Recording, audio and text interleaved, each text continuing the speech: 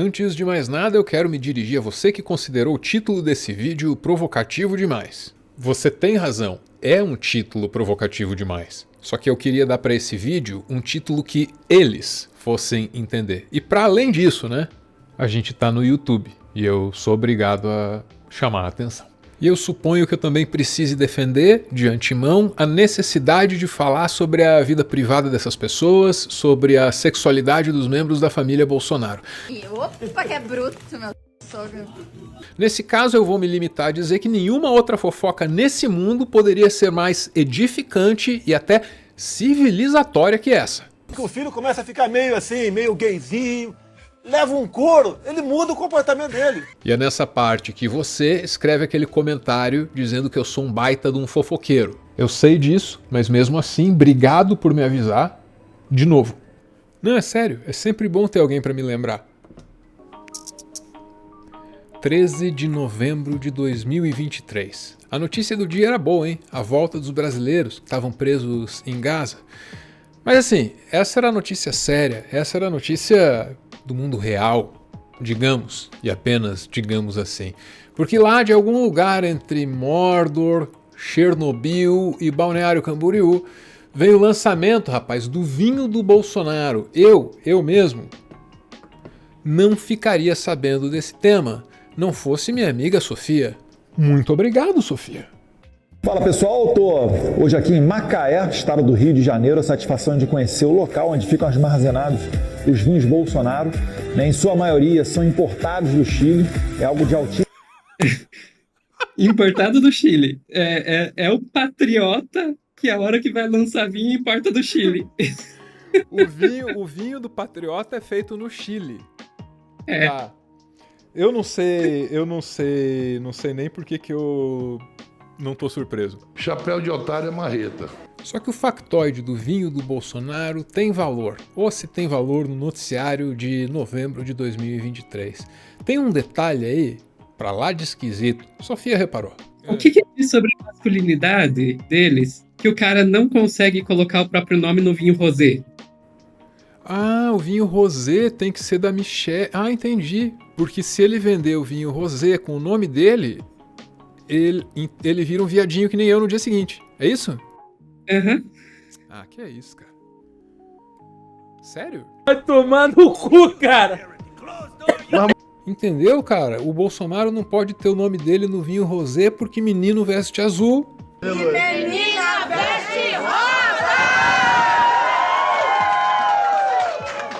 Talvez o Jair nem esteja sabendo nada a respeito do vinho com o nome dele ou com o nome da família dele, porque essa foi uma iniciativa do filho zero não sei das quantas, o que é o blogueirinho, o que é metido a cosmopolita, o que faz cosplay, o que fala inglês.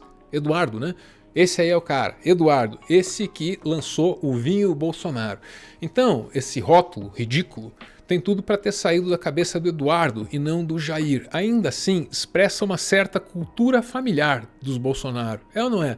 Uma necessidade brutal, avassaladora, terrível, incontrolável de afirmar o tempo todo a própria heterossexualidade, como se fosse necessário ressaltar o óbvio o tempo todo.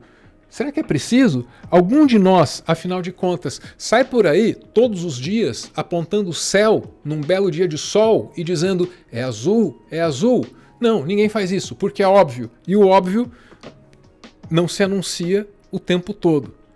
Mais algum recado, hein, mano? Não, eu vou só pedir sua licença e trocar de lugar então com o ministro Salles para os outros assuntos. Vai fazer o troca-troca com o Salles aí? Só a cadeira. Brincadeira, mano. Valeu, mano. Troca só a cadeira, mano. Cansado. Percebe, cara? Basta a menção do verbo trocar para que surja rapidamente uma piada de duplo sentido. Tem alguma coisa muito esquisita acontecendo ali. Só que não sou Freud, então não explicarei. Não sou capaz de opinar. E com toda a humildade é sempre bom lembrar que não é uma aula, é um vídeo no YouTube isso aqui. O que me resta, em nome da verdade e, claro, da reputação deste fofoqueiro que vos fala, é tirar algumas mentiras do caminho, né? Quando a gente vai entrar nesse assunto. Sabe, por exemplo, a conversa aí da noivinha do Aristides? Fake news, tá? Vou pegar do meu arquivo aqui. não é verdade. Como é que a gente sabe que não é verdade? A gente sabe disso porque o próprio jornalista que entrevistou o Jarbas Passarinho naquela ocasião, o Jarbas já morreu em 2016, o próprio jornalista, ele tá por aí, ó, dizendo com todas as letras. Ó lá, em 2011, na Terra Magazine, fiz uma entrevista com Jarbas Passarinho, que vem sendo deturpada. Passarinho nunca falou em noivinha de Aristides, em sua entrevista crítica a Bolsonaro. Tá aí então o tweet do Cláudio Leal para ajudar a gente a perceber que não existe, ou ainda não foi encontrado, nenhum registro que nos permita dizer que noivinha do Aristides é criação do Jarbas Passarinho.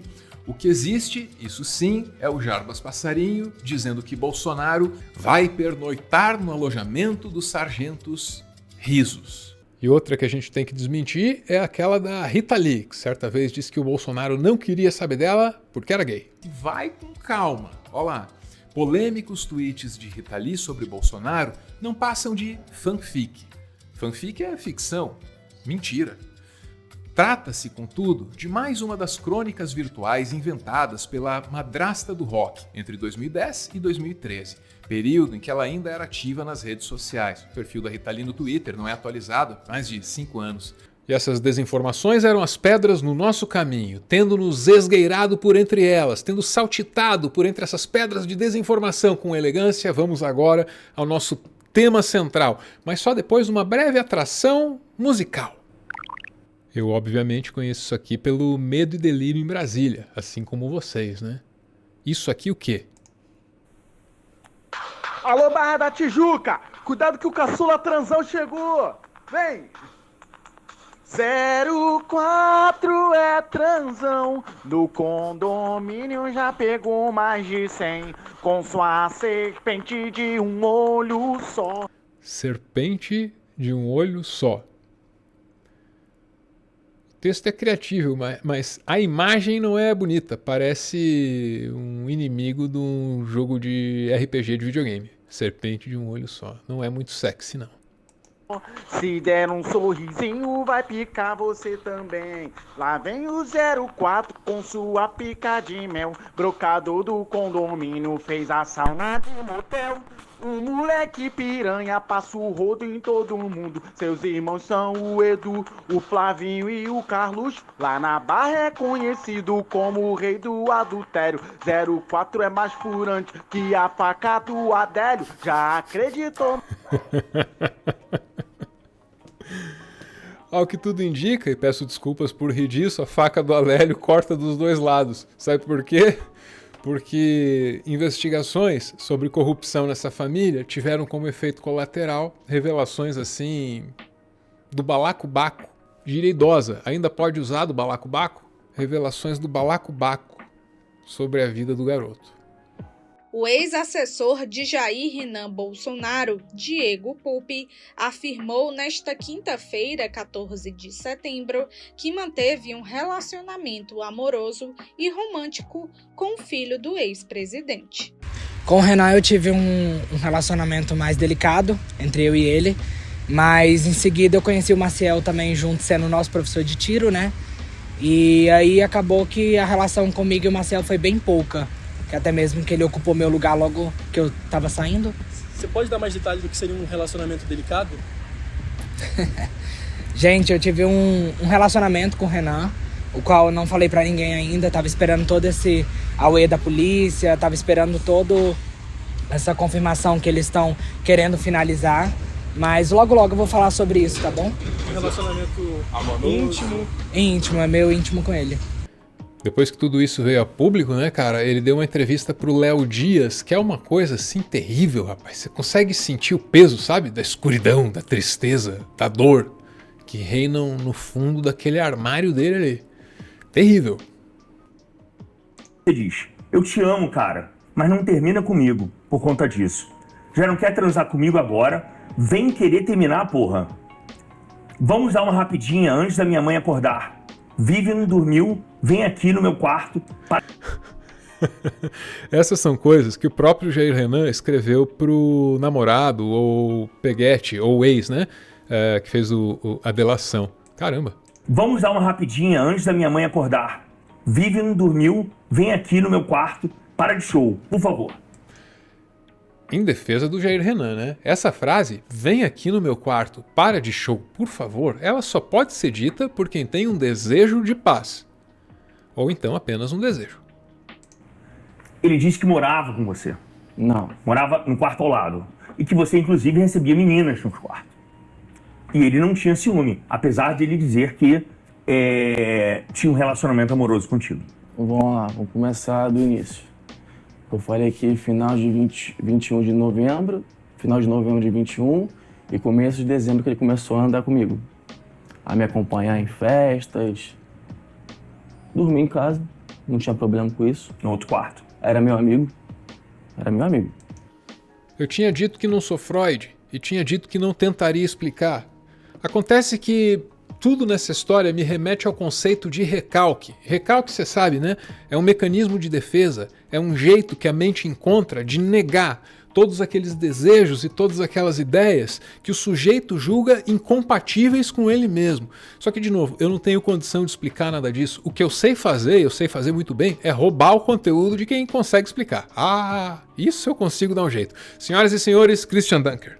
O recalque é uma operação que está na gênese dos sintomas. Todos os sintomas neuróticos, eles surgem porque há uma operação de negação ocorrida no interior do eu, praticada como um juízo pelo eu, e é uma negação que diz, esse pensamento, esse afeto, esse desejo não é tolerado por mim. O que o sujeito se diz é, eu quero que isso saia, eu quero esquecer disso, eu quero deixar de lembrar que isso aconteceu. E ele acaba conseguindo. Esse trabalho para pôr fora da consciência é então o processo de produção de um recalque. Não parece muito bom, né? Porque se você tem um sujeito governado pelo recalque, governando a nação, no fim das contas isso pode resultar em políticas públicas recalcadas para uma sociedade idem?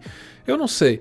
Eu é que não quero ser governado pelo recalque. Recalque é ruim. Recalque envolve o sofrimento do recalcado, tanto que necessita de tratamento. Você não quer que o recalque se espalhe por aí. E com isso e só com isso, eu justifico o meu interesse nessa atividade tão humilhante, que é falar da vida íntima da família Bolsonaro, né?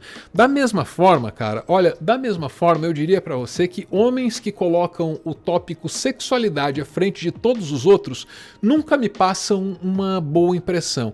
Eu não posso dominar aqui todo o jargão freudiano, não é a minha, mas eu ainda me lembro, rapaz, como se falava na Vila Fani dos anos 90 a respeito de homens como esses Bolsonaro aí, pensando o tempo inteiro em pepeca e piroca.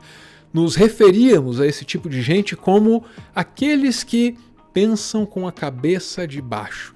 De novo, pensar com a cabeça de baixo não me parece o jeito certo de fazer política ou de governar. Me soa um tanto primitivo e nojento também. Bom, pelo menos combina com o Bolsonaro. Eu obviamente não posso terminar esse vídeo com aquela imagem ali do Bolsonaro comendo farofa, né, cara? É indigesto em muitos sentidos. É para isso que existe o Clube do Fim, aquele momento em que a gente assiste juntos aqui um vídeo que nós enviamos para o nosso grupo de apoiadores lá no Telegram, o Clube do Fim, do qual você pode fazer parte se você quiser. São vídeos que fazem você sentir alguma coisa. Quer ver do que eu tô falando? Quer ver do que eu tô falando? Você vai entender. Saca só. O que será que vem aí? O que será que você vai sentir?